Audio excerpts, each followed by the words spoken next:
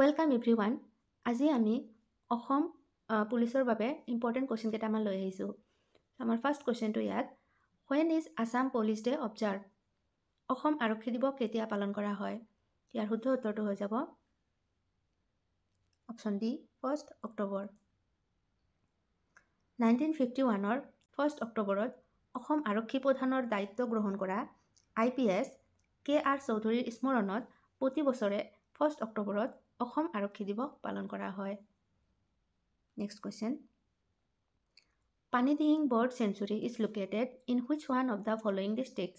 পানীদিহিং পক্ষী অভয়াৰণ্য নিম্নলিখিত কোনখন জিলাত অৱস্থিত? ইয়াৰ শুদ্ধ উত্তৰটো হৈ যাব অপশ্যন বি শিৱসাগৰ।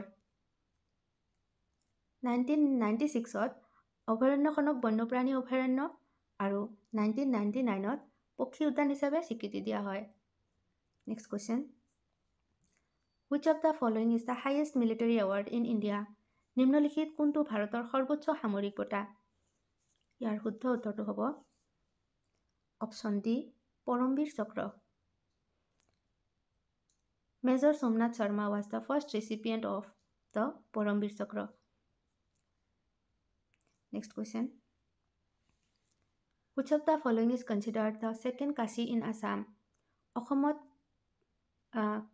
কাক দ্বিতীয় কাশী হিচাপে গণ্য কৰা হয়? ইয়াৰ শুদ্ধ উত্তৰটো হ'ব অপশ্যন চি শ্ৰীসূৰ্য পাহাৰ। শ্ৰীসূৰ্য পাহাৰখন অসমৰ গোৱালপাৰা জিলাত অৱস্থিত। Next question, which was the first country to introduce GST in its system? GST প্ৰৱৰ্তন কৰা প্ৰথম দেশ কোনখন আছিল? ইয়াৰ শুদ্ধ উত্তৰটো হ'ব অপশ্যন বি ফ্ৰান্স। ফ্ৰান্সত ফাৰ্ষ্ট GST ইমপ্লিমেণ্ট হৈছিলে 1954ত। ইণ্ডিয়াত হৈছিলে 1 July 2017ত। The first state in which implemented the GST, that is Assam. Next question, what is the origin of the Nil River? নীল নদীৰ উৎপত্তিস্থল কি? ইয়াৰ শুদ্ধ উত্তৰটো হ'ব অপশ্যন বি ভিক্টোৰিয়া হ্ৰদ। Victoria lake. ভিক্টোৰিয়া লেকখন আফ্ৰিকা মহাদেশত অৱস্থিত।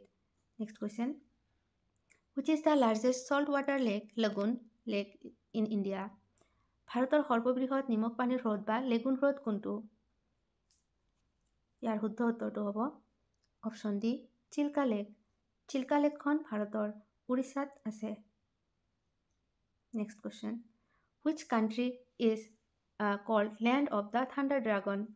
কোনখন দেশক land of the thunder dragon বুলি কোৱা হয়? ইয়াৰ শুদ্ধ উত্তৰটো হ'ব অপশ্যন বি ভূটান।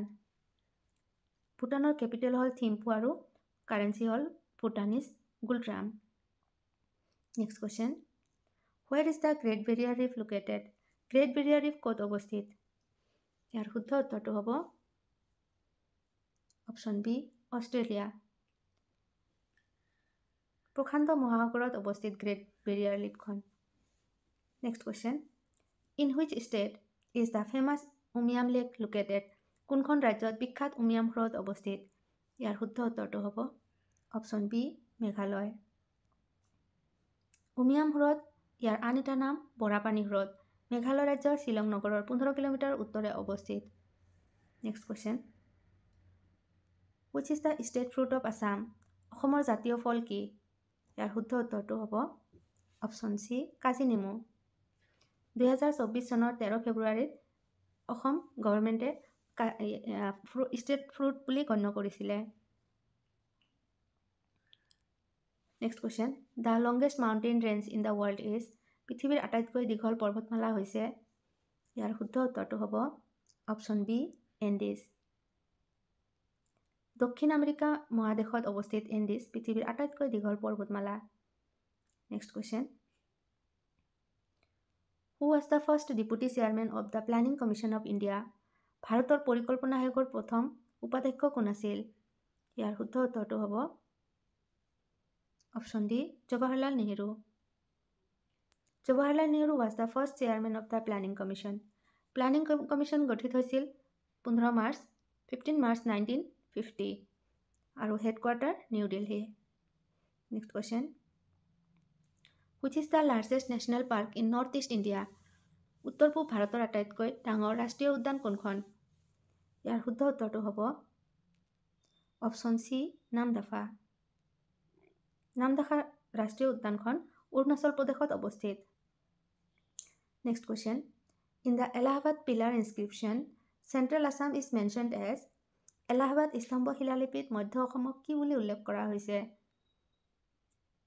ইয়াৰ শুদ্ধ উত্তৰটো হ'ব option C Dabka. Next question. What is the article related to the abolition of untouchability of the Indian Constitution? ভাৰতীয় সংবিধানৰ অস্পৃশ্যতা বৰ্জনৰ সম্পৰ্কিত অনুচ্ছেদটো কি? ইয়াৰ শুদ্ধ উত্তৰটো হ'ব option C article 17। Next question. The largest landlocked country in the world is পৃথিৱীৰ আটাইতকৈ ডাঙৰ স্থলবেষ্টিত দেশখন কি হৈছে? ইয়াৰ শুদ্ধ উত্তৰটো হ'ব অপশ্যন ডি কাজাকিস্তান। কাজাকিস্তানৰ বেছিভাগ ঠাই স্থলবেষ্টিত। Next question. Jintimoni Kalita is related to which sport? Jintimoni Kalita কোনবিধ খেলৰ সৈতে সম্পৰ্কিত? ইয়াৰ শুদ্ধ উত্তৰটো হ'ব option D cricket. Next question. Ankushita Boro is related to which sport? Ankushita Boro কোনবিধ খেলৰ সৈতে সম্পৰ্কিত? ইয়াৰ শুদ্ধ উত্তৰটো হ'ব option C boxing. Next question. Monalisa Baruah Mehta is associated with Monalisa Baruah Mehta কি খেলৰ সৈতে জড়িত? ইয়াৰ শুদ্ধ উত্তৰটো হ'ব option A table tennis. Next question. Who is known as the Sarod Samrat in Indian classical music? ভাৰতীয় শাস্ত্ৰীয় সংগীতত কাক শৰৎ সম্ৰাট বুলি জনা যায়? ইয়াৰ শুদ্ধ উত্তৰটো কি হ'ব আপোনালোকে কমেণ্ট কৰি মোক জনাওক। Thank you for